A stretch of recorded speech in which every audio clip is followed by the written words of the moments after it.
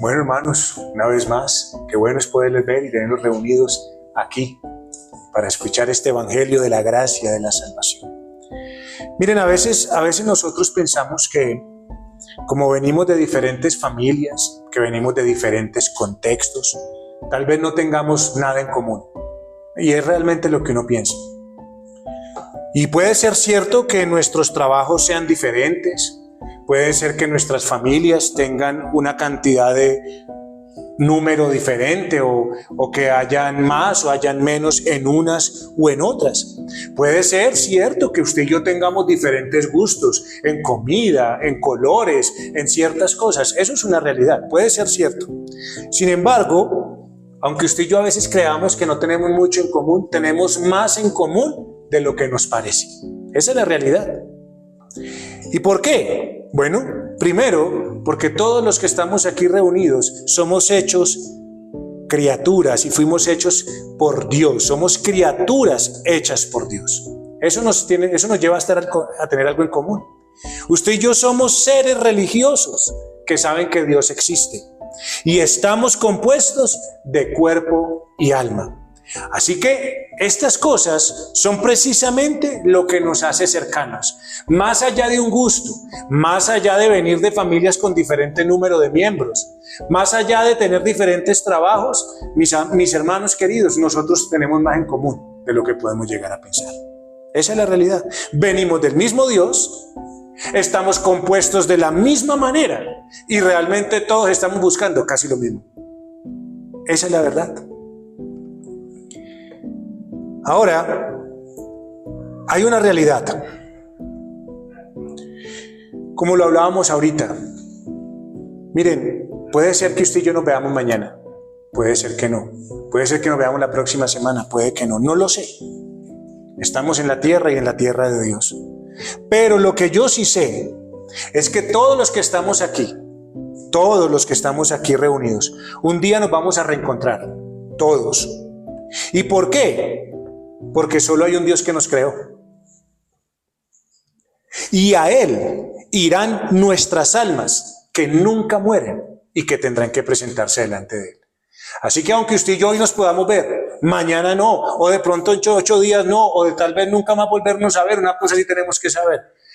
Un día nos vamos a reencontrar, todos nos vamos a reencontrar. ¿Y por qué? Por lo que tenemos en común. ¿Qué? A Dios que nos creó.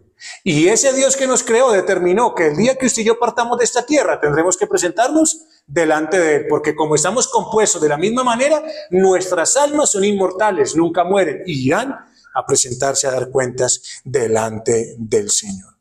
Así que las palabras que hoy voy a pronunciarles son útiles y necesarias, no solamente para los que no conocen al Señor, sino también para aquellos que han profesado fe en Él. ¿Qué nos dijo la Escritura ahorita en Job capítulo 22, versículo 21? Vuelve ahora en amistad con Él y tendrás paz, y por ello te vendrá bien. Aquí realmente tenemos muy pocas palabras, son pocas las de este texto, pero son suficientes para la necesidad que todos nosotros tenemos en común, todos nosotros. Y quiero desarrollar este texto en unos puntos. El primer punto que podemos ver aquí en este texto es un llamado misericordioso. Es un llamado misericordioso. Y en ese llamado misericordioso vemos un tiempo. Vemos un tiempo en el que está haciendo este llamado. También vemos a quién se le hace este llamado y vemos también la razón del llamado que se está haciendo. Eso lo podemos ver en ese llamado misericordioso. Pero también podemos ver para quiénes es este llamado y podemos ver también el resultado de atender este llamado. Así que son 3 puntos principales. Un llamado misericordioso, para quiénes es este llamado y el resultado de este llamado. El resultado de atender a este llamado. Y en el primer punto, que vemos el llamado misericordioso, allí vemos un tiempo. El tiempo en el que se está haciendo este llamado. También vemos quién hace el llamado y la razón del llamado. Así que empecemos con este llamado misericordioso. Un llamado misericordioso. ¿Y cuál es el llamado misericordioso? vuelve ahora en amistad con Él. Ese es el llamado misericordioso. Vuelve ahora en amistad con Él. Este es un gran llamado para todos los hombres y mujeres, desde el más pequeño hasta el más grande. ¿Y cuál es el tiempo de este llamado? ¿Cuál es el tiempo de esta invitación? Según lo que podemos ver en este texto. ¿Cuál es el tiempo? Ahora. ¿Vuelve cuándo? Ahora. Es decir, que se está haciendo un llamado misericordioso en este tiempo. Es decir, ya. No es antes, no es después. No, es ya. Es como cuando nosotros tenemos una dificultad y llamamos por ayuda. ¿Cierto? Estamos llamando por ayuda, tenemos una dificultad. ¿Cuándo quiere usted que llegue la ayuda? Ya, ahora, no mañana, no más tarde. No, es ya, porque si no, tal vez pueda llegar a perecer, ¿cierto? Eso es lo que se está haciendo. Este llamado es ahora, es ya, no mañana. Así que como vemos aquí, el llamado es apremiante. El llamado es urgente. Por eso no podemos decir que la Biblia fue escrita solamente para ese tiempo. Como que la Biblia fue escrita para aquellos de aquel tiempo. Eso es lo que nos quieren hacer creer a nosotros. Eso es lo que muchas veces nos han dicho, que la Biblia sí es un libro que fue escrito por hombres, pero que eso fue para otros tiempos. Es lo que le hacen creer a la gente hoy a través de la religión. Pero según lo que yo veo, aquí tenemos un texto que nos está hablando de ¿cuándo? De ahora. O sea, es un texto vigente, no es un texto pasado. Nos sigue llamando, vuelve ahora en amistad con Él.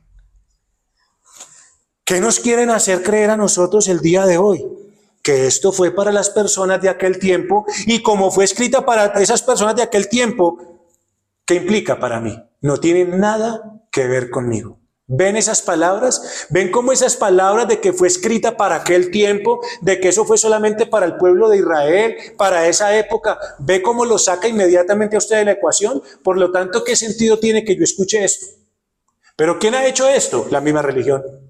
Qué triste. Pero la Biblia está claritica y dice ahí, vuelve ahora, vuelve ahora. Así que recordemos que tenemos más en común de lo que creemos, y por eso es que el llamado de este texto es actual.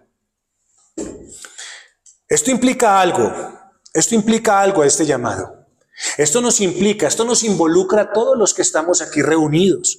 ¿Y qué implica? ¿En qué nos involucra? ¿Cuál es nuestra responsabilidad si se está haciendo este llamado? A que usted y yo prestemos mucha, no poca, mucha atención a lo que se nos dice. Ahora, ¿por qué es que yo debo de prestar mucha atención a lo que se nos dice? ¿Por qué razón? Porque este llamado y quien está hablando aquí es Dios, no yo. Es Dios el que está hablando. Y si Dios está hablando, exige que sus criaturas le atiendan con toda reverencia y solemnidad. Ahora, voy a demostrarle que el que está hablando aquí es Dios y no yo. Voy a demostrarle. Vayamos un momento al versículo 12 de ese mismo capítulo 22 de Job. Vayamos allí un momento. Job, capítulo 22, versículo 12, y démonos cuenta quién está hablando aquí. Versículo 12 dice lo siguiente. Del capítulo 22. ¿Qué nos dice el versículo 12? ¿No está Dios en la altura de los cielos? Mira lo encumbrado de las estrellas, cuán elevadas están. Ahora quiero que vayamos un momentico más adelante. Vamos un momentico más adelante. Y quiero que vayamos al versículo 17. Versículo 17. Decían a Dios, apártate de nosotros. ¿Y qué les había hecho el Omnipotente? Les había colmado de bienes sus casas, pero sea el consejo de ellos lejos de mí. Verán los justos y se gozarán, y el inocente los escarnecerá diciendo, fueron destruidos nuestros adversarios, y el fuego y el fuego consumió lo que de ellos quedó. Vuelve ahora en paz ¿con quién? Con él. Así que ¿quién está hablando? Dios. Y veamos el versículo 23. Si te volvieres al omnipotente, serás edificado. Entonces, según estas palabras, según lo que el texto nos está diciendo, debemos prestar mucha atención a lo que se nos está diciendo, porque ¿quién está hablando? Dios. Está hablando Dios. Y está hablando entonces que nos está haciendo un llamado. Y si es Dios el que nos está llamando, si es Dios el que está haciendo este llamado, lo convierte en algo muy serio, lo que vamos a hablar el día de hoy. Eso es lo que le da seriedad al asunto. No simplemente que un hombre venga y le hable, sino que Dios mismo está hablando. Por eso yo hoy le pido que usted escuche. Yo hoy le pido que usted atienda, porque hay un fruto y hay un resultado de atender a este mensaje. No permita que sus pensamientos ahorita estén en otras cosas. No. No permita que sus oídos se cierren a estas palabras. No crea ahorita, en este momento, que como usted ya ha escuchado el Evangelio, entonces usted lo sabe todo y no necesita conocer nada más. No. En esta reunión está Dios y quiere hablarle directamente a su corazón y a su conciencia. Por eso debe atender. No menosprecie las palabras del Señor.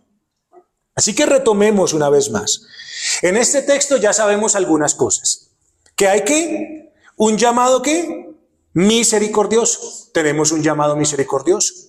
Y es un llamado urgente porque nos indica que debemos atenderlo ¿cuándo? Ahora, ya, no después. Pero es un llamado importante porque ¿quién lo está haciendo? Lo está haciendo Dios mismo. ¿Y quién es Dios? El Dios que ¿qué? El Dios que nos creó, el Dios que nos ve en cada obra, el Dios que nos oye en cada conversación, el Dios que conoce cada uno de los pensamientos y que conoce cada uno de nuestros pasos, de quien nunca usted y yo podremos escondernos. Así que ese Dios que sabe que nos creó, Él sabe y conoce nuestra verdadera necesidad y la quiere suplir a través de este llamado misericordioso. Eso es lo que Dios quiere hacer. Ahora, ya hemos visto esto, pero respondamos a la pregunta, ¿cuál es la razón? ¿Cuál es la razón de este llamado de parte de Dios? ¿Cuál es la razón por la cual Dios quiere llamar a los hombres y les hace este llamado urgente y les hace este llamado actual? ¿Cuál es la razón? Bueno, volvamos nuevamente a nuestro texto y volvamos y leamos la primera parte. ¿Qué nos dice? Vuelve ahora en amistad con Él. ¿Cuál es la razón de este llamado de parte de Dios? Está llamando a los hombres a que vuelvan en amistad con Él. Esa palabra Él hace toda la diferencia, porque ya sabemos que se refiere ¿a quién? A Dios. Como ya lo observamos. Así que se nos está llamando a tener amistad ¿con quién? Nos está llamando a tener amistad con Dios. ¿Cómo así? ¿Cómo así que Dios nos está llamando a que tengamos amistad con Él? Tal vez usted que me está escuchando hoy se puede levantar y tal vez se levantó hoy pensando en este día que Dios está de su lado, que Dios es su amigo. Es lo que la gente puede pensar. Dios es mi amigo, Dios está de mi lado, Dios me ama, Dios tiene buenas cosas para mí. Este pensamiento es común entre los hombres. Este pensamiento es común entre los hombres. Y hay millones de personas, no pocas, hay millones de personas. Este mundo, según las estadísticas mundiales, dicen que este mundo puede tener entre 7.000 y 8.000 millones de personas. Y yo le voy a decir una cosa, entre toda esa cantidad y millares de personas, casi todos creen estar en amistad ¿con quién? Con Dios. Casi todos lo creen. Pero lamentablemente, según lo que nos dice la misma palabra de Dios, según lo que estamos leyendo nosotros aquí, este pensamiento y esta creencia popular de que estamos bien con Dios y que somos amigos de Dios, ¿está qué? equivocado, está errado. Y si ese pensamiento popular, si esa creencia popular está errada, realmente aquí tenemos una muy mala noticia. Aquí hay una muy mala noticia. Yo le pregunto una cosa, ¿no le parece muy triste que una persona viva engañada 10, 20, 30, 40, 50, 60 o 70 años pensando y creyendo algo que nunca ha sido cierto? ¿Eso no le parece muy triste? ¿Vivir en un engaño toda la vida? Si Dios llama a los hombres a que ahora vengan a tener amistad con Él, es decir, cuando estamos hablando de esa palabra amistad, está diciendo que vengan a hacer la paz con Él, tenemos que preguntarnos, entonces, ¿en qué condición estamos? ¿Cuál es la condición en la que estamos si Dios nos está llamando a la paz, si Dios nos está llamando a amistad? Debemos deducir algo de este llamado. Si este es el llamado que se está haciendo, tenemos que deducir algo. Y la deducción y la conclusión de esto no es algo fácil. ¿Y por qué no es algo fácil? Porque hemos estado bajo engaño por mucho tiempo. Estar engañado por 10 años es mucho tiempo, ¿no? Estar engañado por 20 años es mucho tiempo. Y estar engañado por 30, 40 o 50 años, eso sí que es tiempo. Y resulta que en esos años que ha estado engañado, el pensamiento suyo ha sido moldeado, ha sido formado para creer que somos ¿qué? ¿Somos qué? Amigos de Dios. ¿Desde cuándo se lo enseñaron? Cuéntenme ustedes de cuándo le enseñaron a usted este pensamiento. ¿Desde qué? Desde pequeño, en el colegio, se lo afirmaron aquí, se lo afirmaron allá, cada ratico le decían, Dios lo bendiga a mi hijo, Dios lo ama mucho, Dios tiene grandes cosas para usted. ¿Fue lo que le dijeron o no le dijeron? Desde sus padres, el colegio, en todas partes, nos han metido ese pensamiento y resulta que según lo que dice la Biblia, es un pensamiento ¿qué? Equivocado. Por eso yo le digo, ¿no le parece muy triste que nos hayan engañado de tal manera tanto tiempo? Por eso no debemos cerrar nuestro corazón. Por lo importante, ¿ve? Porque es que hemos estado bajo engaño. Y si hemos estado bajo engaño, ¿qué necesitamos? La verdad, conocer la verdad para salir de la verdad. Y solo la verdad puede hacer libre a una persona. Y esa es la verdad que quiero seguirle anunciando. Según el texto que acabamos de leer, se deduce que estoy en enemistad. Si me está llamando a amistad, es porque ¿cómo estoy? En enemistad. Y no con cualquiera, sino ¿con quién? Con Dios. Vamos a hacer el ejercicio. Yo quiero que lo hagamos para que usted sepa que la deducción que estamos sacando de este texto es real. Que no lo estoy tratando de acomodar como para causarle miedo, no. Vamos a hacer un ejercicio y usemos este mismo texto. Váyase usted a ese mismo texto, capítulo 22, versículo 21. Y consideremos este texto y usemos las mismas palabras que están allí, pero en sentido contrario. ¿Sí? Vamos a hacer ese ejercicio. Vamos a hacerlo con el antónimo. ¿Qué es el antónimo? La palabra contraria a lo que ahí está diciendo. Y miremos a ver qué quiere decir ese texto para deducir de que estamos en enemistad. Vuelve ahora, porque estás, ¿cuál es el antónimo de amistad? Así que vuelve ahora porque estás en enemistad, ¿con quién? ¿Cuál es el él? Dios. Así que vayamos, entonces, poniendo las mismas palabras, pero vamos a poner el antónimo. El antónimo de amistad es ¿qué? Enemistad. Entonces volvemos. Vuelve ahora porque estás en enemistad. ¿Con quién? Con Dios. Y por ello, ¿qué pasa? No tendrás ¿qué? No tendrás paz, ¿cierto? No va a haber paz. Y por ello no te vendrá. ¿Qué te vendrá? Te vendrá. ¿Cuál es el antónimo de bien? Mal. Entonces ahí podemos deducir, mis queridos hermanos, vuelve ahora porque estás en enemistad con Dios y estás en guerra con Él. ¿Cuál es el antónimo de la paz? La guerra, ¿cierto? ¿Estás en quién? En guerra con él y por ello te vendrá ¿qué? ¿Bien? Te vendrá mal. Ahí está. 3 palabras muy particulares: amistad, paz y bien. En antónimo es ¿qué? Enemistad, guerra y mal. Así que podemos deducir que si Dios nos está llamando a amistad con Él es porque estamos ¿cómo? En enemistad con Él. Dios, el creador del cielo y de la tierra, su mismo creador, se encuentra en enemistad con ustedes, lo que dice la Biblia. ¿Ven entonces el engaño por el cual estuvimos tanto tiempo metidos? ¿Que éramos qué? Amigos de Dios. No somos sus criaturas preferidas. De toda la tierra somos las criaturas preferidas, pero no es lo que dice el texto. No dice el texto. Por eso nos está llamando a amistad.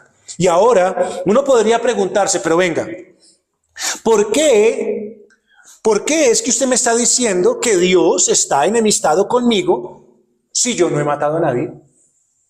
Si yo no he robado a nadie y no le quito nada a nadie. ¿Sí?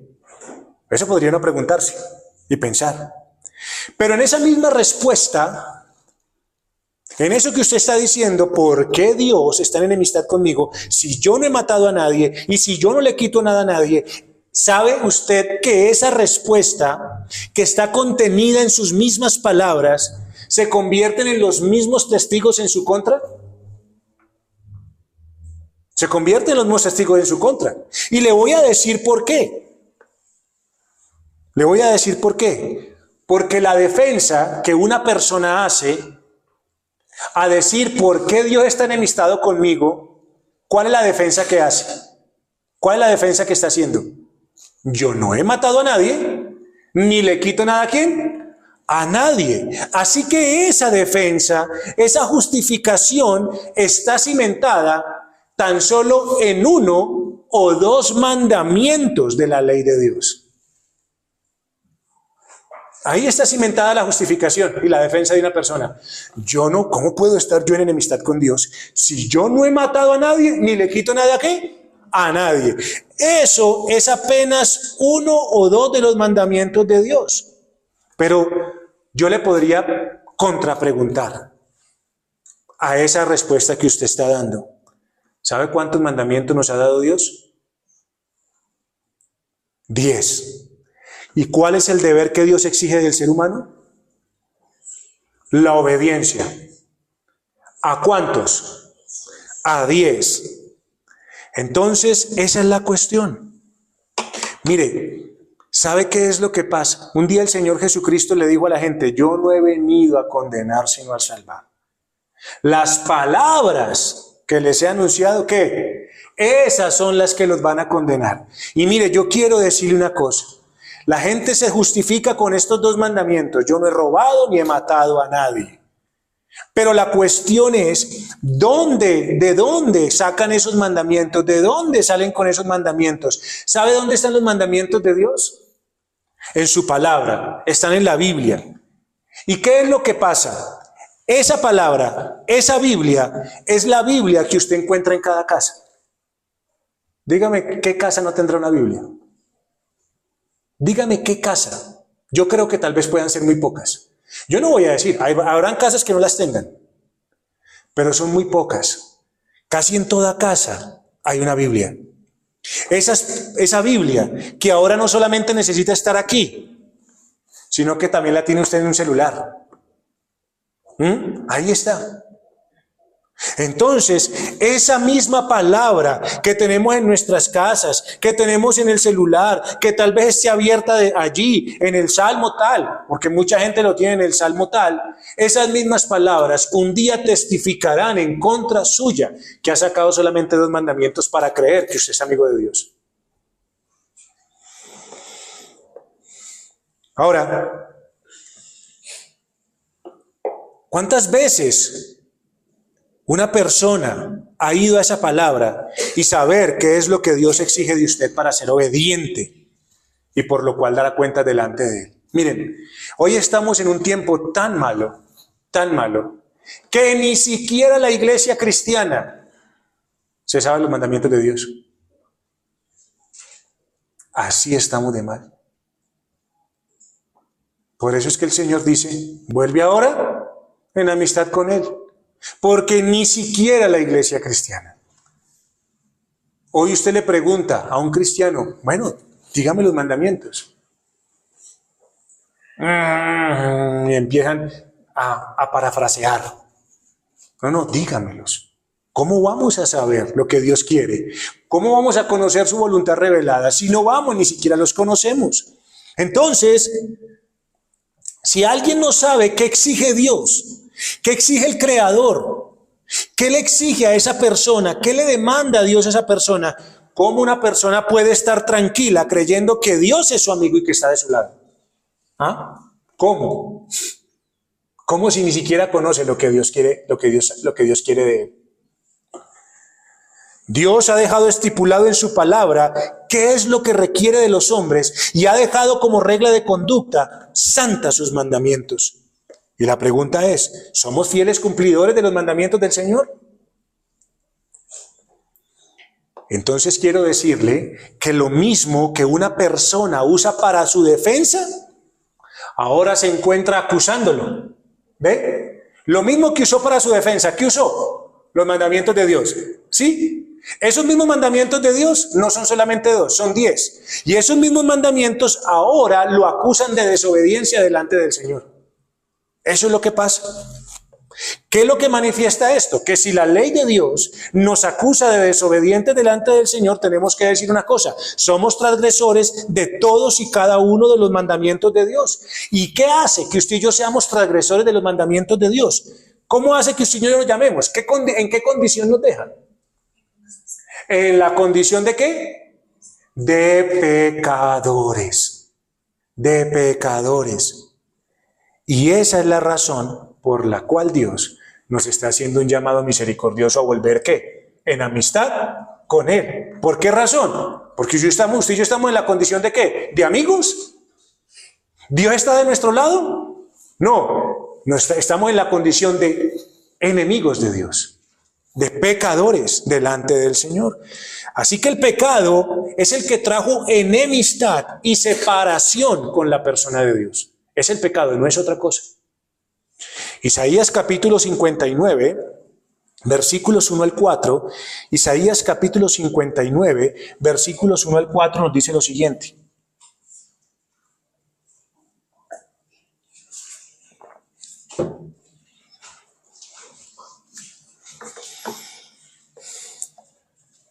Dice así la palabra del Señor: He aquí que no se ha acortado la mano de Jehová para salvar, ni se ha agravado su oído para oír. O sea que Dios tiene una mano que salva y su oído para oír aquel que clama esa salvación. ¿Pero qué dice? Pero vuestras iniquidades han hecho división entre vosotros y vuestro Dios, y vuestros pecados han hecho ocultar de vosotros su rostro. ¿Para qué? Para no oír. Así que si el oído de Dios está cerrado por causa de nuestros pecados y las iniquidades y las maldades han hecho separación entre Dios, ¿cómo puede sentirse una persona tranquila si no tiene la salvación del Señor? Si el oído de Dios se cierra para escuchar ¿qué? La voz de los hombres hacia Dios. Por lo tanto, ¿cómo puede Dios estirar su mano para salvar si no hay nadie que le diga ni le pida salvación? Así que el Señor dice: vuestras manos están contaminadas de sangre y vuestros dedos de iniquidad.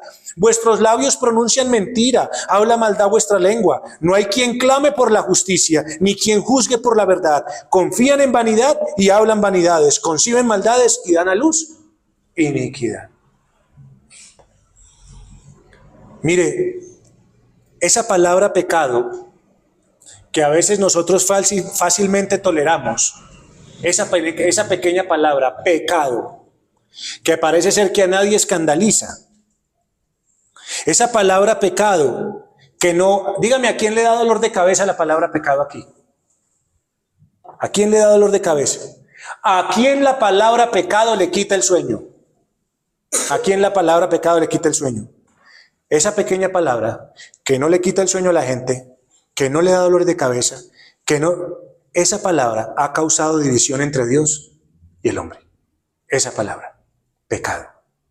¿Ha causado qué? división entre Dios y el hombre. Por eso tenemos el llamado urgente y misericordioso de Dios hacia nosotros hoy. Es por esa razón, porque hay división, porque estamos separados entre Dios y nosotros. Ahora, usted podrá decir, bueno, porque es que esa palabra no me causa dolor, porque es que esa palabra no me quita el sueño. Bueno, porque tal vez no sabemos lo que significa realmente esa palabra pecado. ¿Y qué es la palabra pecado? ¿Qué es el pecado? ¿Qué es el pecado? Yo creo que no habría una forma adecuada o una respuesta adecuada. Yo he visto libros de 300 páginas tratando de explicar lo que es el pecado.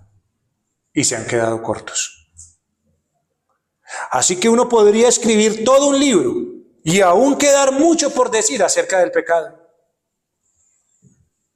Solo aquel contra quien se comete el pecado puede comprender plenamente la maldad, la naturaleza y la enormidad del pecado. ¿Y quién es ese? Dios. Dios es el único. Y para Dios el pecado es algo tan malo, tan grave, que causó ¿qué? Separación entre las criaturas y el Creador. Pero aunque no podamos dar una respuesta completamente certera o total más bien, no certera sino total del pecado, Dios sí nos ha manifestado y nos ha proporcionado por lo menos una respuesta parcial.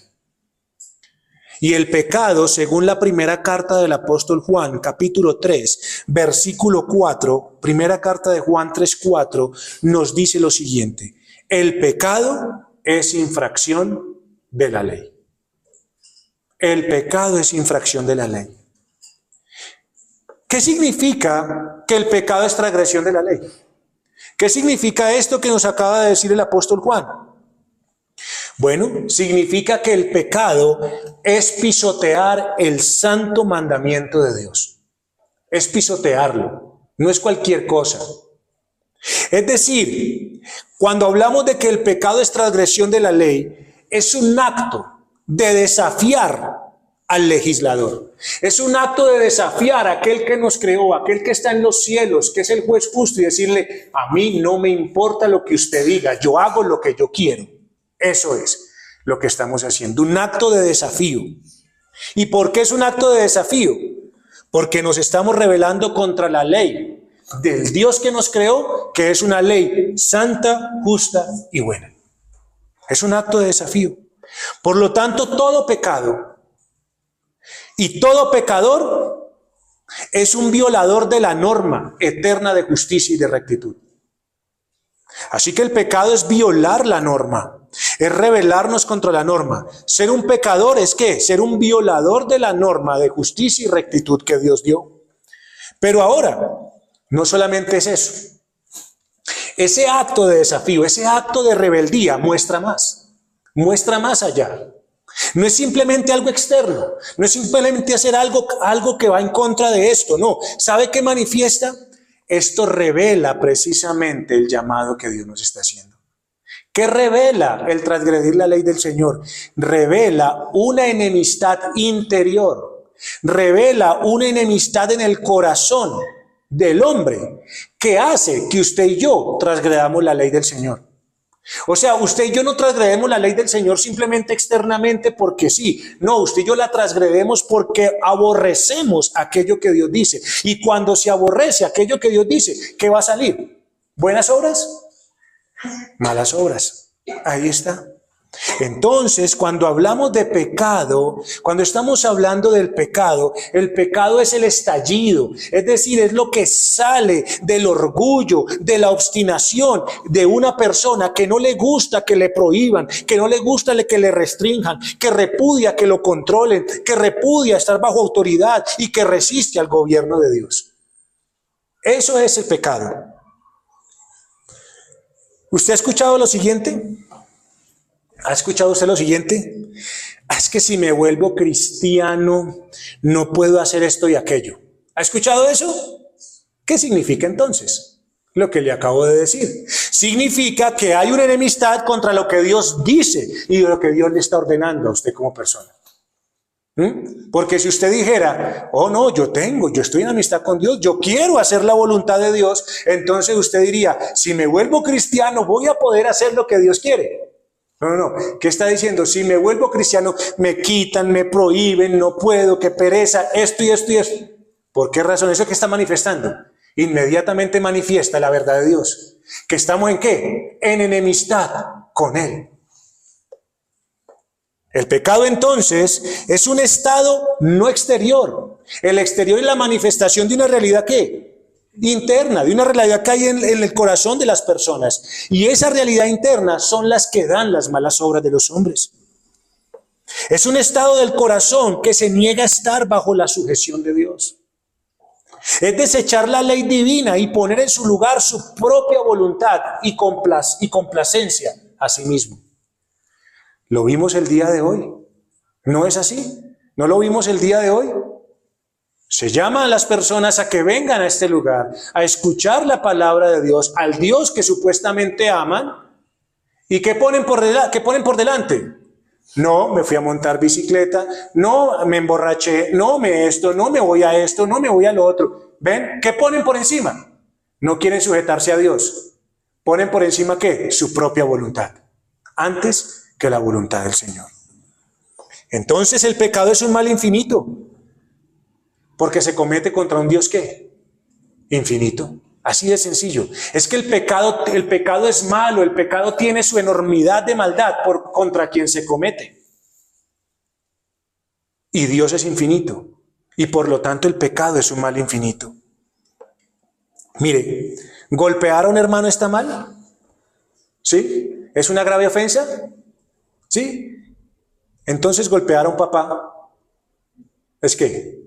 ¿Es más pequeño o es peor? Es peor. Así que escupir a Dios en la cara, cuando Él es el que nos hace todo bien, y nosotros nos rebelamos, ¿qué significa? Decían a Dios, apártate de nosotros. ¿Y qué les había hecho el Omnipotente? Les había colmado de bienes sus casas. Eso fue lo que Dios hizo. Colmarles de bienes. ¿Y qué le dijeron? Apártate de nosotros. No queremos nada contigo. Mire, esto que yo le acabo de decir, este principio de que si alguien golpea a un hermano es malo, pero si golpea a un papá es peor, este principio que yo le estoy diciendo, lo muestra la Biblia. Lo muestra la Biblia. Y se lo voy a leer. Primer libro de Samuel 2:25. Primer libro de Samuel 2:25. ¿Sabe qué nos dice el primer libro de Samuel 2:25? Nos dice así. Si pecare el hombre contra el hombre, los jueces le juzgarán. ¿Ve? O sea, es un mal pecar contra el hombre, ¿cierto? Y para eso hay jueces que lo van a juzgar y le van a imponer una multa o una pena. Pero sigue, el texto sigue y dice, mas si alguno pecare contra Jehová, ¿quién rogará en favor de él? Ahí está. Si alguien peca contra el hombre, es malo. Y si alguien peca contra Dios, ¿quién? O sea, ¿quién puede ir y rogar en favor de él? No tiene ninguna esperanza. ¿Ve? Ahí está. ¿Por qué? Porque pecar contra Dios es algo ¿qué? Completamente malo y perverso. Así que los gritos, los dolores, las angustias, las enfermedades más amargas que usted puede ver en la tierra y que se ven desde el cielo, vienen por causa del pecado. No porque es que hay Dios porque permite, Dios porque deja, no, vienen por causa de ¿quién? Del pecado. El pecado es peor que la pobreza, el pecado es peor que la enfermedad, es peor que todos los sufrimientos juntos. Por eso es que el pecado es un mal infinito. Esa es la razón. Eso es el pecado. No podemos ponerle límites. El pecado es tan grande que usted no le puede poner límites. Usted no puede decir, voy a llegar hasta aquí y no más. ¿Qué dijo David? Solamente voy a hacer esto y ya. ¿Y en dónde terminó? Siendo un asesino. Así que todos los males que vienen por causa del pecado y la enemistad con Dios. Esa es la razón. Dios es nuestro hacedor, nuestro gobernador y nuestro juez. Él es glorioso en santidad, temible en alabanzas. hacedor de grandes prodigios y maravillas. Así que si Dios es el más grande de todos los seres, si Dios es el más generoso de todos los benefactores, usted y yo estamos obligados a amarlo, a temerlo, a honrarlo y a obedecerlo. Por eso pecar contra Él es tan descarado, tan desagradecido y malvado, que ninguna mente puede llegar verdaderamente a considerar adecuadamente la maldad y atrocidad del pecado, porque es un mal infinito. Yo quiero decir una cosa. ¿Sabe qué pasa si el pecado, usted sabe qué pasa si el pecado pudiese salirse con la suya? ¿Usted sabe qué pasa si el pecado se pudiese salir con la suya? Destronaría al Todopoderoso, lo quitaría de su trono. Y todas las personas en esta tierra iríamos al infierno. Todos. Eso, así es el pecado grande. Así que, hermanos, se puede aprender mucho sobre lo que la Biblia dice del pecado. Mucho. Sobre la naturaleza maligna del pecado. ¿Y sabe cómo podemos aprender de eso? Por los nombres que la Biblia le da al pecado. Hay nombres que la Biblia le da al pecado, pero también le da nombre a los que lo practican, porque estamos hablando del pecado. ¿Sabe cómo llama la Biblia al pecado? Lo llama desobediencia, lo llama transgresión, lo llama iniquidad, lo llama necedad, lo llama locura, lo llama rebelión, lo llama maldad, lo llama malos frutos, lo llama inmundicia, lo llama contaminación, lo llama perversidad, lo llama obstinación, lo llama rebelión, lo llama abominación y lo llama anatema. Imagínense, de esa manera llama la Biblia al pecado. Pero quiero que sepa una cosa. También lo llama obras de la carne, obras del diablo. Pero el pecado, para convertirse en pecado, para dar a luz a la muerte, ¿qué necesita? ¿Qué necesita? Un agente. Necesita alguien. Necesita un medio para llevarse a cabo. ¿Y sabe quién es ese medio? ¿Sabe quién es ese medio? El hombre. Exactamente. Para que el pecado se lleve a cabo, necesita un medio, y el medio es el hombre. Y resulta que el hombre, hemos hablado del pecado como algo malo, pero ahora resulta que para que el pecado haga todo eso, necesita un agente, necesita un medio, y es el hombre, que es la creación de Dios, el cual debería someterse voluntariamente a ese Dios, pero resulta que no se somete voluntariamente. ¿Y sabe cómo es llamado el pecador? Injusto, impío, inmundo, malvado, malhechor, engañador, despreciador, hijo de las tinieblas, hijo del diablo, hijo del infierno, corrupto, idólatra, enemigo de Dios, enemigo de justicia, adversario de Dios y hombres mentirosos y engañadores. Así llama el Señor al pecador en la Biblia. Así que no solamente es que usted diga, uy, si el pecado es muy malo. No.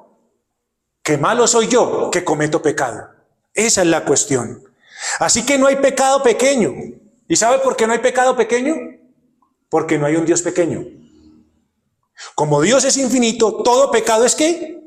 Infinito, man. Todo pecado lleva a la muerte. Por eso es que el pecado es malo en gran manera. Mire cómo es de malo el pecado, y mire cómo el pecado es algo tan horrible, y mire cómo sentencia el pecado a la persona que lo practica. Primera carta del apóstol Juan capítulo 3 versículo 8. Primera carta de Juan capítulo 3 versículo 8. ¿Qué nos dice? El que practica el pecado es del diablo, porque el diablo peca desde el principio. Qué tremenda declaración la de las Escrituras. Vienen del mismo Dios. El que practica el pecado es ¿de quién? El que practica el pecado es amigo de Dios. El que practica el pecado es cercano a Dios. No, el que practica el pecado es ¿de quién? Del diablo, lo está diciendo la Escritura. Así de malo es el pecado que compara a una persona que peca con el mismísimo ¿quién? Diablo. Si no hubiera pecado, no habría guerras, no habrían calamidades, no habrían prisiones, no habrían hospitales, no habrían manicomios, no habrían cementerios, si no hubiese pecado. Así que ¿cómo puede juzgar a alguien al pecado como una cosa pequeña? ¿Cómo se puede juzgar como una cosa pequeña? Desafortunadamente el día de hoy, ¿sabe qué pasa? Y en medio de la religión, los hombres consideran al pecado como una fragilidad humana. No es que somos imperfectos. No, es que es una debilidad hereditaria. Él es así porque así era ¿quién? El papá. Pero ¿sabe cómo lo llama la Escritura? La Biblia lo llama una cosa mala y amarga que Dios aborrece. Y para esto usted puede leer Jeremías 2:19 y Jeremías 44:4. Para que usted se dé cuenta de que de esa manera es que lo llama Dios. Una cosa amarga y mala, algo que Dios odia y aborrece. Entonces, no importa lo que el mundo piense, lo que importa mucho es lo que Dios diga al respecto del pecado y lo que Dios diga respecto a nosotros. Por eso no podemos medir el pecado por lo que nos diga la conciencia, porque a veces la conciencia ni siquiera se despierta ni se molesta por el pecado. Ya lo vimos ahorita, ¿no? ¿Quién deja de dormir porque le digan pecado? Nadie. Así que no digamos ni midamos el pecado por lo que la conciencia diga o no. Porque la conciencia necesita ser informada por la Biblia. Una conciencia pobre acerca del pecado, quiero decirle. Una conciencia que tenga el pecado como algo pequeño ha acompañado a multitudes al infierno sin ninguna voz de advertencia. Hoy hay millones de personas que han ido al infierno. Y hay muchos millones más que se irán al infierno. ¿Por qué? Porque su conciencia nunca les advirtió que el pecado fuera algo que grave, que lo apartara de Dios. ¿Qué dice la Biblia? ¿Qué dice la Biblia? ¿Cuál es el camino? El camino ancho es el que lleva ¿a dónde? A la destrucción. ¿Y cuántos andan por él? Muchos, millones. Así que millones de personas que han creído la creencia popular. ¿Cuál es la creencia popular? Yo soy amigo de Dios, Dios me ama, Dios me tiene. Esa creencia popular ha hecho que millones de personas crean estar preparadas para ir al cielo. Pero se han encontrado con la terrible realidad de despertar ¿en dónde? En el infierno. Por eso es importante considerar el llamado de Dios. Porque muchos, creyendo que todo estaba bien, tuvieron que encontrarse con Dios, el juez de toda la tierra, y tuvieron que dar cuentas. Y nunca como amigo, sino como juez.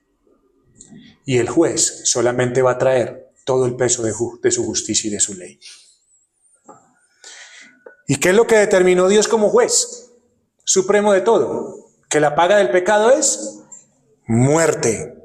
Así que decenas de miles de religiosos ven tan poca inmundicia en el pecado que imaginan que unas cuantas lágrimas van a limpiar la mancha. Hay personas que creen que el pecado es tan poquito que se convencen de que unas pocas buenas obras lo van a reparar por completo. Pero Dios dice que por las obras de la ley ningún ser humano será justificado delante de él. Porque por medio de la ley es el conocimiento del pecado.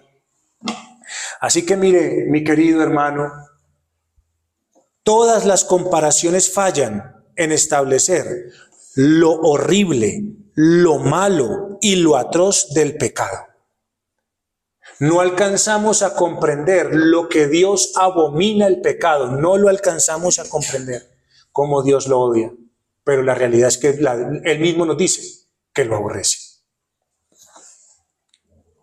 Así que, sin embargo, como les he dicho, la enemistad con Dios no está solo con el pecado. Porque la gente podrá decir, no, pues es que usted me ha venido hablando del pecado. Así que Dios está enemistado es con el pecado. Gracias a Dios, porque yo no... No. Dios está enemistado con aquel que lo comete. Porque si no hubiese hombres en la tierra, si no hubiese habido una Eva y un Adán, entonces el pecado no hubiese entrado ¿a dónde? Al mundo, como dice la Biblia. Por un hombre entró ¿qué? El pecado. ¿Y por un hombre qué? La muerte. Así que si no hubiese habido hombre, no hubiese habido pecado. Así que, ¿quién de aquí no ha pecado delante de Dios? ¿Quién piensa que es enemigo de Dios porque pasa su tiempo bebiendo o en vicios? ¿Quién piensa que es enemigo de Dios por eso? ¿Quién piensa que es enemigo de Dios porque tiene relaciones sexuales ilícitas? ¿Quién piensa eso? ¿Quién piensa que es enemigo de Dios porque usa el domingo para hacer todas las cosas que puede hacer los otros 6 días de la semana? ¿Quién piensa que es enemigo de Dios por eso? ¿Quién piensa que es enemigo de Dios porque usa ropa inmoral? ¿Quién? ¿Quién piensa que es enemigo de Dios porque puede ver toda clase de males en un televisor o en un celular y oír toda clase de vulgaridades con sus amistades o en la música y reír? ¿Quién piensa que es enemigo de Dios por eso? ¿Quién piensa que es enemigo de Dios porque usa el nombre de Dios en vano? ¿Quién piensa que es enemigo de Dios porque vive una vida de desobediencia con sus padres y a toda autoridad? ¿Quién piensa que es enemigo de Dios por eso? ¿Quién piensa que es enemigo de Dios porque no paga lo que debe? Y no solamente estamos hablando en términos de dinero, porque la Biblia dice, al que le debes honra, honra, y al que le des tributo, tributo. ¿Quién piensa que es enemigo de Dios por eso? ¿Quién piensa que es enemigo de Dios porque miente? Así que por todo lo que le acabo de decir y por mucho más, Dios nos está llamando a que nos volvamos ¿en qué? En amistad, que volvamos a paz con Él, porque el pecado nos separó y nos sigue separando. El pecado nunca nos va a acercar a Dios, siempre nos va a separar. Mire, todos los que estamos aquí tal vez venimos de contextos católicos romanos, tal vez todos los que estamos aquí sentados. Y yo pienso en lo siguiente, si venimos de contextos católicos romanos, ¿cuál es el primer mandamiento? Según eso. Amar a Dios sobre todas las cosas. Mire el engaño de la religión. Pero la pregunta es, ¿usted ha ido y se ha tomado el tiempo de verificar que eso que nos enseñaron por tanto tiempo es así? ¿Sabe qué dice el primer y segundo mandamiento? No tendrás dioses ajenos delante de mí. No te harás imagen, ni ninguna semejanza de lo que esté arriba en el cielo, ni abajo en la tierra, ni debajo de las aguas, ni en las aguas debajo de la tierra. No te inclinarás a ella ni las honrarás, porque yo soy Jehová tu Dios, fuerte, celoso, que visito la maldad de los padres sobre los hijos hasta la tercera y cuarta generación de los que me aborrecen. Y hago misericordia a millares, a los que me aman y guardan ¿qué? Mis mandamientos. Venimos de contextos católicos romanos. La Iglesia católico-romana eliminó los 2 primeros mandamientos. Los eliminó para que las personas vayan y hagan las peregrinaciones y le quemen velas a sus santos. Para que no quede manifiesto que son unos ¿qué? Idólatras. Por eso lo eliminó. Amarás a Dios sobre ¿qué? Todas las cosas. Qué bonito. Lo amaré quemándole vela al santo, lo amaré teniendo estatuas grandes en mi casa, de esa manera lo amaré. No, lo engañaron, lo eliminaron para que la gente pueda adorar de cualquier manera. Por eso el católico romano se da la mano con cualquiera y no tiene ningún problema. Ay, hoy por ejemplo, sabemos una cosa, se celebra la muerte. ¿No es así? ¿No está haciendo celebración a los muertos? Imagínense, se hace celebración a los muertos y la Iglesia Católica aplaude eso. ¡Qué bueno! Sigan haciendo las fiestas. Se celebra la muerte cuando Dios llama y celebra la vida. Porque eso es lo que Dios da. Dios no es Dios de muertos, sino Dios de ¿qué? De vivos, dice la Biblia. Imagínense entonces una persona que a la cual se le pregunta cuál es el primer mandamiento y sigue diciendo amarás a Dios sobre todas las cosas. Y tiene 70 años. Tiene 70 años de engaño en su vida. Cree estar bien con Dios y se va a despertar un día ¿en dónde? En el infierno. Así que si usted me escucha hoy, sabe en su corazón que es un pecador. Y si eso es así, tengo que decirle que Dios está enemistado, airado con usted, porque se ha rebelado contra aquel que le ha suministrado la vida y hasta el día de hoy se la sigue sosteniendo.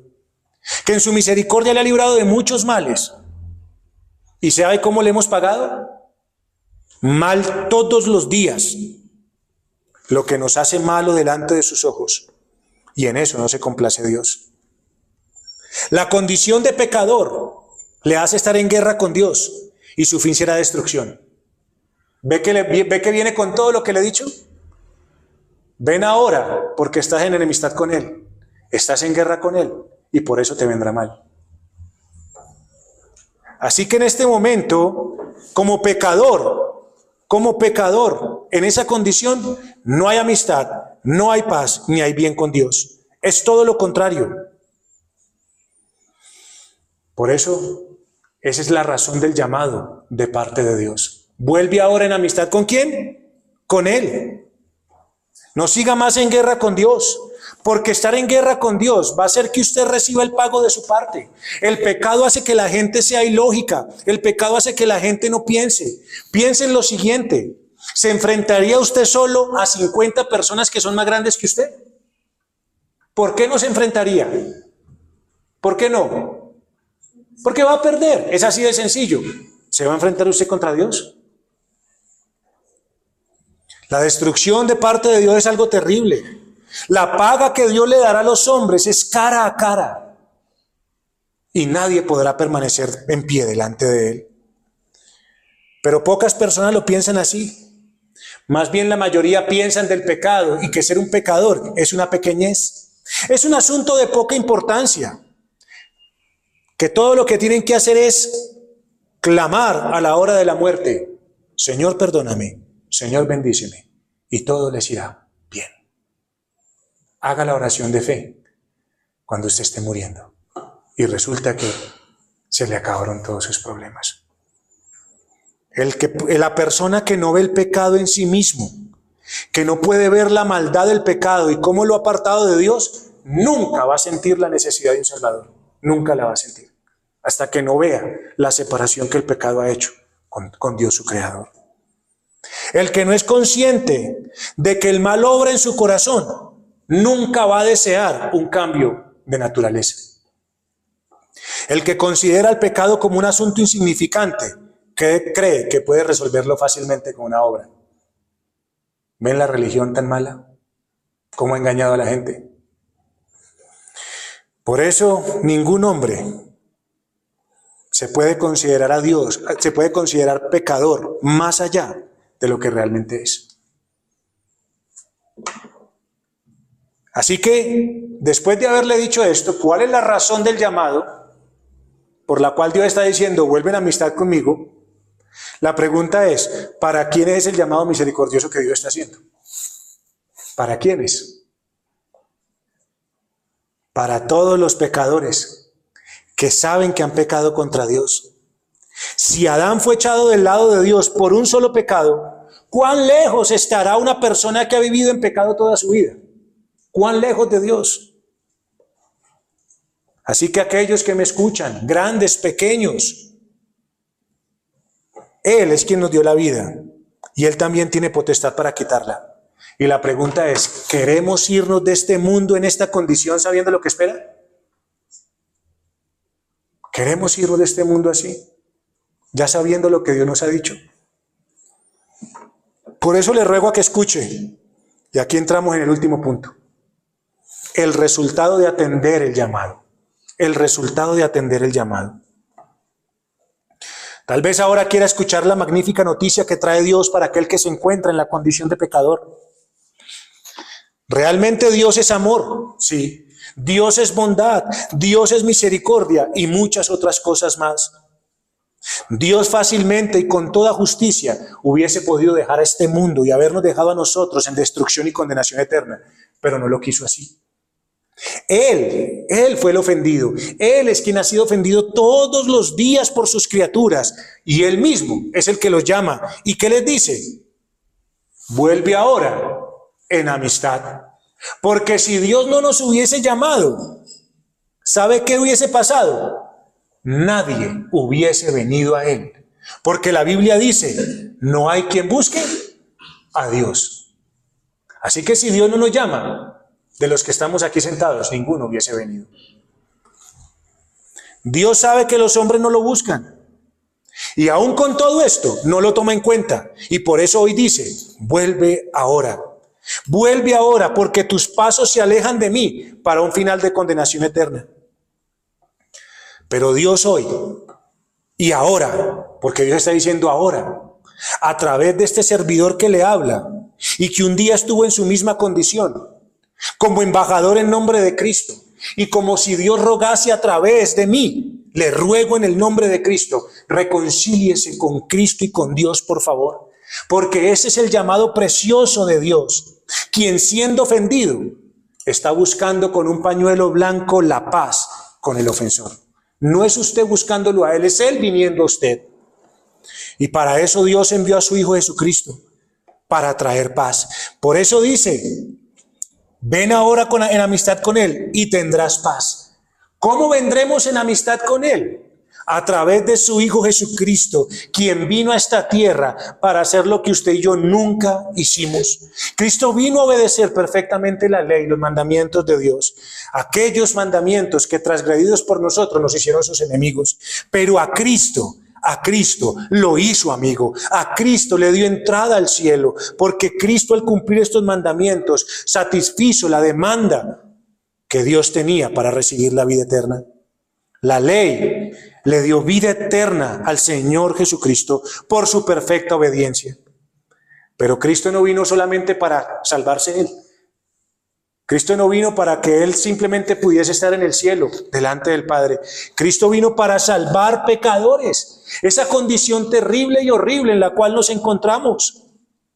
Y para eso vino a cumplir la falta que recae sobre el pecador, la muerte, la paga que Dios había determinado. La ira que estaba todos los días sobre el pecador tenía que ser desviada y puesta sobre alguien que pudiera soportarla. Y el único que la podía soportar para traer vida a los pecadores era Jesucristo, que después de vivir una vida perfecta en esta tierra, sufrió las consecuencias del pecado. Por eso la Biblia dice, al que no conoció pecado, por nosotros lo hizo pecado, para que nosotros fuésemos hecho justicia de Dios en él. Ay, querida iglesia, qué preciosa forma de dar paz Dios al pecador. Qué hermosa forma en que Dios quiso traer paz y amistarnos con él, en que Cristo, su único Hijo, puso su vida en un glorioso intercambio por el pecador que ponga su confianza en él. Así que si usted hoy escucha y atiende a este llamado y sabe que es un pecador que necesita estar en paz con su Creador, hay esperanza. Dios envió a su Hijo Jesucristo, que es llamado en la Biblia como el Príncipe de Paz. Él vino para que todo aquel que ponga su confianza en él no se pierda, mas tenga vida eterna. Todo aquel que mira a Cristo a su Salvador y se fía en él de todo su corazón, se abraza en él de todo corazón, él va a tomar sus pecados y allá en la cruz donde murió lo va a saldar, va a pagar toda la deuda que usted tiene delante del Dios Creador y allí usted va a obtener el perdón de sus pecados. Así que como Cristo carga su maldad, él también pone a su cuenta la justicia de la cual usted y yo nunca fuimos partícipes. Y eso es lo que hace la gracia de Dios, que quiere traer un bien eterno al pecador. Por eso dice, ven ahora en amistad con él y tendrás paz. ¿Por medio de quién? De la obra de Cristo, quien pagó para que usted y yo no tuviésemos deuda delante de Dios. Fueran perdonados nuestros pecados. ¿Y qué podemos esperar? Ahora sí podemos esperar el bien de Dios. ¿Cuál bien? Ser bendecidos por Dios, ser llamados hijos de Dios, ser llamados a una bendita esperanza eterna de un cielo en el cual podemos gozar del Señor. Así que si usted quiere estar en esta bendita condición, pasar de pecador, pasar a ser un pecador perdonado, entonces debe arrepentirse de todos sus pecados y creer en la buena noticia con la que iniciamos. Vuelve ahora en amistad con él y tendrás paz, y por ello te vendrá bien.